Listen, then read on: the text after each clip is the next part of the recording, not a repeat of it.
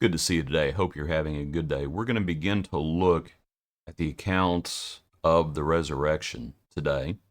Our hymn is the hymn A New Creature. Buried with Christ, my blessed Redeemer, dead to the whole life of folly and sin. Satan may call, the world may entreat me, there is no voice that answers within. Dead to the world, to voices that call me, living anew, obedient but free. Dead to the joys that once did enthrall me, yet 'tis not I, Christ liveth in me. Our passage today, we're going to be looking in Matthew's account. In Matthew chapter 27, and let's start with verse 62.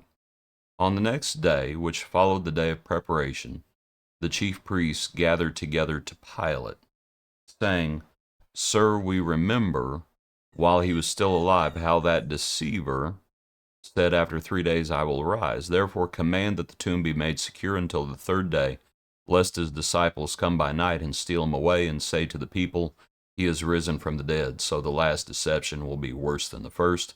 Pilate said to them, You have a guard, go your way, make it as secure as you know how. So they went and made the tomb secure. Okay, what points might we make? It is a wonderful thing as we start thinking about, again, the resurrection. But of course, we're not quite there yet. But the fact that the Lord rested on the Sabbath. That's what the Lord did. He was laid to rest, and he rested on the Sabbath. Have you ever thought about what could be said if he would have been resurrected the very next day? Said, he just swooned. He was faking it.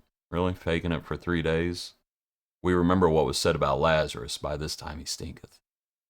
The Lord rested. Where did he rest? Father, into thy hands I commit my spirit. To the thief, you'll be with me in paradise. And so we think about the Lord resting on the Sabbath. And that's a wonderful thing after it is finished. And he rested on the Sabbath. He wasn't the only one to rest on the Sabbath. Look up at verse 60. That's the tail end as Joseph had taken the body. Yesterday we spoke about who came with Joseph, Nicodemus. Joseph had taken the body, had wrapped it in clean linen cloth, laid it in his new tomb, which he hewn out of the rock, large stone against the door of the tomb, and departed. And Mary Magdalene was there, and the other Mary sitting opposite the tomb. They were watching to see where the body was placed and what was being done. In Luke's account, in Luke chapter 23, at verse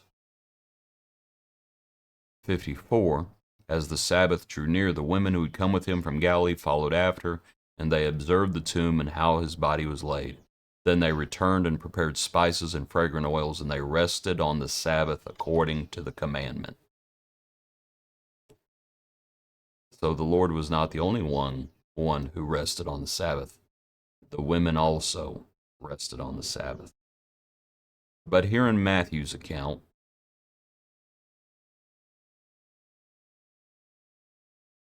and let's pause for a moment there before we get to our third point.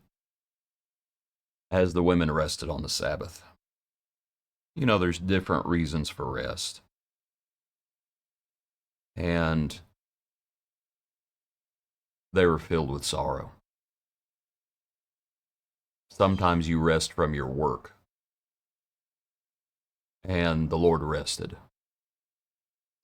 Sometimes you rest from sorrow. Well, Jesus wasn't sorrowing anymore. But the women were sorrowing. The men undoubtedly too. And, pardon me if you can hear the birds out the back door, Consider the birds, they neither toil nor spin, yet our Heavenly Father takes care of them. Anyway, the women rested. Man was not made for the Sabbath. The Sabbath was made for man. There's a time to work. There's a time to refrain from working so that we can focus on heavenly things. But not everybody was resting. And that's the remainder of Matthew 27. On the next day, that followed the day of preparation, the chief priests and the Pharisees gathered together to Pilate, saying, "Sir, we remember while he was still alive. Command the tomb be made secure until the third day." Pilate says, "You have a guard, go your way, make it as secure as you know how."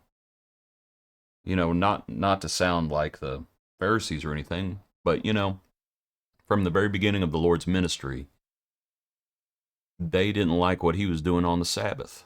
They kept saying, "Oh, well, that's work." Because you tell someone, take up your bed and walk.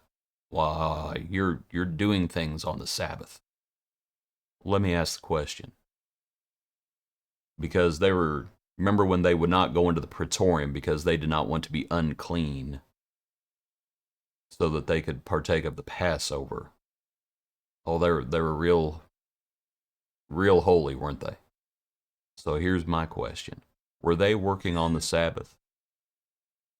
And I would say they were.